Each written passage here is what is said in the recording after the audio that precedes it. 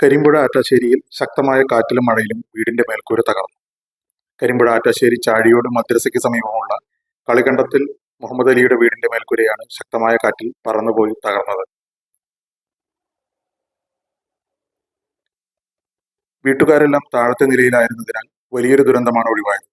തൊട്ടടുത്ത റബ്ബർ തോട്ടത്തിലെ കുറേയേറെ റബ്ബർ മരങ്ങൾ കാറ്റിൽ തകർന്നു പോയിട്ടുണ്ട്. മേൽക്കൂര തകർന്ന വീടിന് ഏകദേശം 1 ലക്ഷം രൂപയോളം നഷ്ടം സംഭവിച്ചിട്ടുണ്ടെന്ന് ward member K Saithalavi news വണ്ണിനോട് പറഞ്ഞു. നഷ്ടപരിഹാരം കണക്കാക്കി വേണ്ട നടപടികൾ എടുക്കുന്നതിന് വേണ്ടി ബന്ധപ്പെട്ട അധികാരികൾക്ക് നിർദ്ദേശം നൽകിയതായി അദ്ദേഹം പറഞ്ഞു.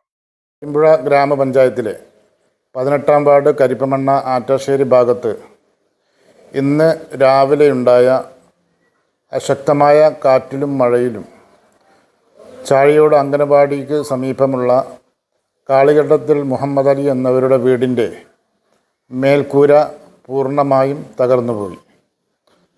രാവിലെ പെടുന്നതിനുണ്ടായ ആ 1 കിലോമീറ്റർ ചുറ്റളവിൽ മാത്രമുണ്ടായ അതിശക്തമായ കാറ്റിൽ ഈ വീടിൻ്റെ പരിസര പ്രദേശത്തുള്ള റബ്ബർ തോട്ടങ്ങളിലെ റബ്ബർ മരങ്ങളും പൂർണ്ണമായും കേടുപാടുകൾ നശിച്ചിട്ടുണ്ട്.